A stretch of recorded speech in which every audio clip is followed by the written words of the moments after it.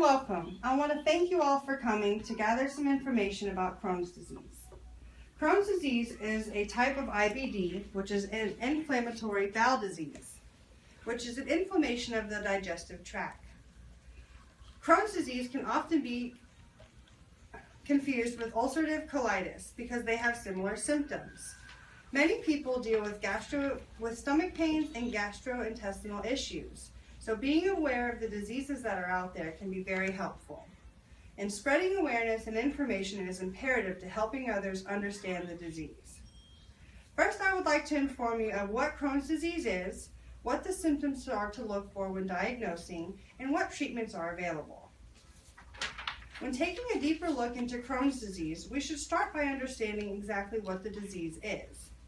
Crohn's disease is an ongoing disorder that is associated with the inflammation of the digestive tract. The Crohn's and Colitis website says that this particular disease is more commonly found in the end of the small bowel and the beginning of the large intestine. When looking into Crohn's disease, it is important to understand that the cause of this is unknown. And many studies have shown that the activation of the immune system in the intestine plays a major role in this disease. Normally, the immune system is activated only when the body is exposed to harmful invaders. However, research shows that in individuals with Crohn's disease, the immune system is abnormally and chronically activated in the absence of any known invader, and then the continued abnormal activation results in chronic inflammation and ulceration. The continued inflammation can damage and permanently change the intestinal lining, which can in turn cause pain and irritation. Anyone can develop Crohn's disease, but it is more common to see within hereditary situations. According to the Crohn's Foundation of America, between 5% and 20% of people who have IBD have a first-degree relative with the same thing.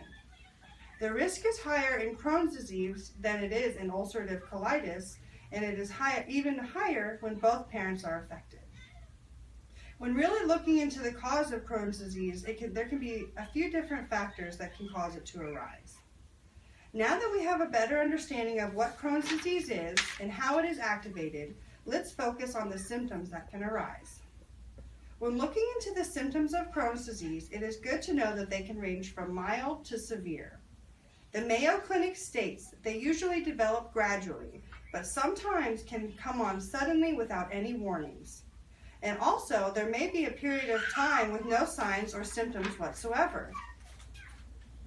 When the disease is active, some of the signs and symptoms may include diarrhea, fever and fatigue, abdominal pain and cramping, blood in your stool, mouth sores, reduced appetite and weight loss, and perianal disease. It may be hard to determine if you simply have IBS, which is irritable bowel syndrome, or Crohn's disease because the symptoms are somewhat similar. If the symptoms become more severe, it would be advised for you to consult your physician. The University of Maryland Medical Center says that there are other symptoms to look for in the more severe cases, such as inflammation of the eyes and joints, mouth sores, and also skin disorders. When determining if the case is mild or severe, the doctors would usually look at a few different areas. Abdominal pain is absolutely common. Abdominal pain is severe and usually located in the lower to right quadrant of the abdomen. It is important to be aware of these symptoms, and if you have anything related to this, be sure to consult your physician. Now that we have learned what Crohn's disease is and what symptoms to look for, let's focus on the different treatments that are available. Again, Crohn's disease is not curable, but it can be managed with diet and nutrition, medication, or even surgery. In Crohn's disease, malnutrition can play a major role due to reduced appetite, weight loss, diarrhea, and poor absorption of nutrients. When trying to manage the symptoms of this disease, it is very important to eat a well-balanced, healthy diet and focus on getting enough calories, protein, and essential nutrients. The University of Maryland Medical Center shows research that certain types of foods may even worsen diarrhea and gas symptoms, so being aware of what you eat is important. Some recommendations for eating would be to eat smaller amounts throughout the day and then to stay hydrated, drinking lots of water. Diet and nutrition can help the symptoms, but when they are unable to be managed with diet, it is best to consider certain medications. The goal of drug therapy is to resolve the symptoms and induce remission. Drug therapy can also prevent disease flare-ups and help maintain this remission. There are certain medications given depending on the severity of the condition. Research, WebMD shows that mild symptoms may respond to anti-diarrheal medication, such as Imodium. For mild to moderate conditions, the doctor would give antibiotics and other medications to control the inflammation. When dealing with severe conditions, they may be treated with corticosteroids, immunomodulatory medicines, or biologics. In this stage of severity, the first step is to control the disease and the symptoms. Once the symptoms are gone and the disease is in remission, your doctor will plan your treatment to keep it this way. This may consist of multiple medications that can be used to reduce inflammation and suppress the immune system. Other medications can be used to control flare-ups when symptoms are at its worst.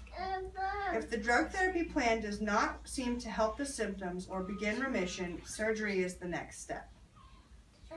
Information from Everyday Health says about 80% of people with Crohn's disease will need surgery at some point in their life. There are two common surgeries for Crohn's disease that can help alleviate symptoms. The first option would be to remove part of the colon, called a colectomy. This process is to remove the diseased part of the colon and then reconnect what remains. The second option would be to open a blockage in the bowel. This is called a strictureplasty. Although surgery cannot cure Crohn's disease, it can allow people to live without symptoms for a period of time after. Information from Everyday Health shows between 85% and 90% of people have no symptoms in the year following surgery. Surgery can be a successful form of treatment for a period of time, but when dealing with Crohn's disease, patients must be aware of the symptoms and their treatment plan forever. Now we all have a better understanding of what Crohn's disease is and what the disease can bring with it. We began by learning what Crohn's disease is and how it can affect our bodies in mild to severe cases. Then we moved on to what signs and symptoms to look for when diagnosing this disease. Finally, we focused on the treatment plans, medications, and surgeries that are offered. Awareness is very important for this disease, and being informed of what Crohn's disease is and the symptoms that coincide with it and how it can be treated.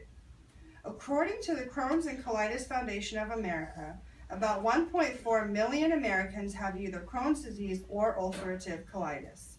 Of those, about 700,000 have Crohn's disease. This is a very high number, and the awareness of this disease must be accessible to those who feel they are showing symptoms. In the years between 1992 and 2004, there was a 74% increase in doctor's office visits due to Crohn's disease. This is a rising situation that many people seem to be diagnosed with. Making sure that people have the necessary information is pertinent to their safety and their health.